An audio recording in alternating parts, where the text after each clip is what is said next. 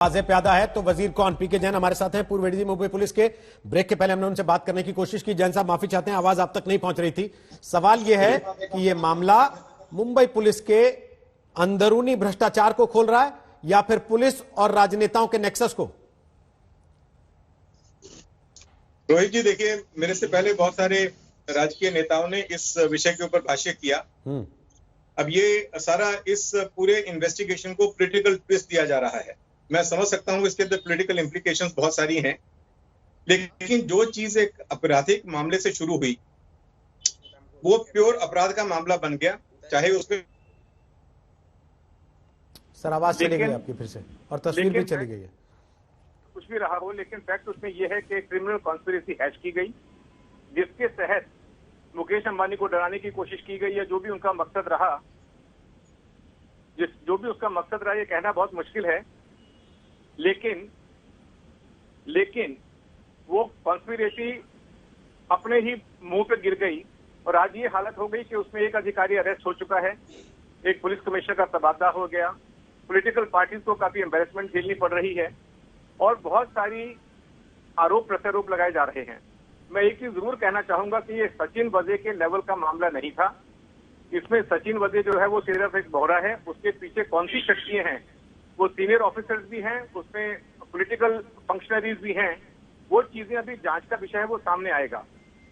मेरी सिर्फ एक रिक्वेस्ट है जो पॉलिटिकल फंक्शनरीज आपकी डिबेट के ऊपर हैं कि उन्होंने एनआईए की सक्षमता के ऊपर, उनकी कॉम्पिटेंस के ऊपर, उनके प्रोफेशनलिज्म के ऊपर बार बार क्वेश्चन नहीं उठाना चाहिए। एक शिवसेना के प्रवक्ता बोलते हैं कि एनआईए ने आज रोड शो कर दिया, एनसीपी के प्रवक्ता बोलते हैं नहीं, हमें एनआईए पे पूरा विश्वास है, हमने कभी उनकी जो कॉम्पिटेंस है उसको कभी चैलेंज ही नहीं किया था। देखिए, इसमें एक्सप्लोजिव का मामला था, एक्सप्लोजिव सब्सटेंस के खिलाफ के तहत उसमें मामला दर्ज हुआ, उसकी जांच एनआईए को लेने का पूरा अधिकार था, उन्होंने लिया। एटीएस के पास या क्राइम ब्रांच के पास इसकी जांच 10 दिन तक रही, इसमें कुछ आगे नहीं बढ़ा। एनआईए ने आने के साथ ही 1 दिन में 2 दिन में उसका जो इनिशियल गुत्थियां थी वो सुलझानी शुरू कर दी। तो अब किसके ऊपर विश्वास किया जाए? देखिए, पुलिस जो है वो स्टेट सब्जेक्ट है, किसी भी स्टेट की पुलिस के ऊपर वहां की सरकार का प्रभाव रहता है, इसके बारे में किसी के मन में शंका नहीं होनी चाहिए। ठीक। एटीएस अपना काम क्यों नहीं कर पाई, क्राइम ब्रांच अपना काम क्यों नहीं कर पाई, क्यों इस अधिकारी को जांच दी गई जो खुद इस पूरी घटना का सूत्रधार था? ये सारे क्वेश्चन हैं जो स्टेट गवर्नमेंट के लिए बहुत ही एम्बेरेसिंग है। अब इस स्टेज के ऊपर सीपी को हटाना जो है वो सिर्फ डैमेज कंट्रोल करने का एक भाग है कि इसमें जो आगे आने वाले जो फैक्ट जो सामने आने वाले हैं उसमें कौन कौन लिपटेगा, या जो गृह मंत्री के ऊपर या मुख्यमंत्री के ऊपर जो क्वेश्चन उठाए जा रहे थे उनको सिर्फ एक कुछ समय तक शांत करने के लिए पुलिस कमिश्नर का तबादला किया गया। उनका रोल चाहे कुछ भी हो, चाहे वो लैक्सिटी हो सुपरविजन की, चाहे वो उनका आगे कुछ उसमें रोल निकल के आए, वो सब आने वाले समय की बातें हैं। ठीक है, लेकिन ये फैक्ट जरूर है कि बहुत दिनों तक सचिन वजे को बचाया गया, उसकी पूरी वकालत की गई और जब बाद में ये बिल्कुल क्लियर हो गया कि ये उसी का काम है, ये जिलेटिन प्लांट करने से लेके तो मनसुख हिरेन की डेथ में भी उसका हाथ हो सकता है। ये सारी चीजें सामने आने के बाद फिर उसके बाद सरकार कुछ एक्शन में आई। पहले उसको ट्रांसफर किया गया जांच से, क्राइम ब्रांच से बाहर लाया गया, उसके बाद में फिर पुलिस कमिश्नर की ट्रांसफर की गई। ये सारी चीजें जो हैं, मैं इसको ऐसा देखता हूँ एज ए प्रोफेशनल ऑफिसर। अब जैन साहब, मुंबई पुलिस के एक बड़े अधिकारी रहने के नाते मैं आपसे एक चीज पूछ रहा हूं। बार बार यह कहा जा रहा है कि सचिन वाजे बहुत ही छोटा सा अधिकारी था, तो इतना छोटा सा अधिकारी, उसका मर्सिडीज में घूमना ये किसी को नहीं चुभता क्या पूरी व्यवस्था में? उस मर्सिडीज का पार्क हो जाना मुंबई पुलिस के मुख्यालय में, वो किसी को नहीं दिखाई देता पूरी व्यवस्था में? उसके अंदर पैसे होना एक अलग विषय है, लेकिन नोट गिनने की मशीन रखा होना।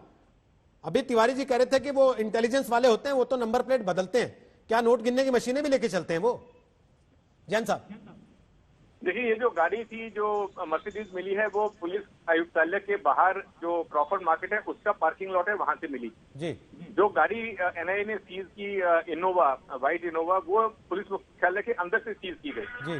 तो इससे ये कहना सही नहीं है कि गाड़ी पुलिस मुख्यालय के अंदर थी, लेकिन ये जरूर है कि ये गाड़ी सचिन वजे यूज करता था, ये बहुत सारे अधिकारियों को मालूम होगा। सचिन वजे का अगर आप पुराना इतिहास निकाल के देखें तो वो एक्सटॉर्शनिस्ट भी था, उसके खिलाफ एक्सटॉर्शन का केस दाखिल है, उसने बिजनेस भी किए, उसमें बहुत सारे शिवसेना के जो लीडर्स हैं उनके साथ में भी वो शायद उसके जॉइंट बिजनेसेस, ऐसी इंफॉर्मेशन सामने आ रही है। तो इसलिए उसके पास पैसे होंगे, ये भी लोगों ने प्रिज्यूम किया। ठीक। लेकिन ये गाड़ी भी उसकी खुद की नहीं थी। ये गाड़ी जो थी, एक भवसार नाम के व्यक्ति हैं धुलिया से, उनकी गाड़ी है जी। जिनका संबंध अनिल गोटे के साथ और एनसीपी के साथ में बताया जाता है जी। इसलिए ये गुत्थी कहाँ जाके निकलेगी, इसमें कौन कौन से पॉलिटिकल फंक्शनरी सामने आएंगे, चाहे वो शिवसेना के हों, चाहे वो एनसीपी के हों, चाहे वो किसी और दल के हों, ये चीजें अभी जांच का विषय है। मुझे लगता है कि 2-4 दिन में ये सारी कहानी का जो थोड़ा थोड़ा सूत्र है वो आगे बढ़ता हुआ आपको दिखेगा और मालूम पड़ेगा कि इसके पीछे है कौन। ठीक है। सचिन वाजे के लेवल का अधिकारी इतनी बड़ी कॉन्स्पिरेसी को अंजाम नहीं दे सकता, के बारे में मेरा बिल्कुल स्पष्ट मत है। उसके पीछे अधिकारी और सरकार बिल्कुल भक्कम तरीके से खड़े हैं, इसलिए उसकी हिम्मत हुई ये काम करने की।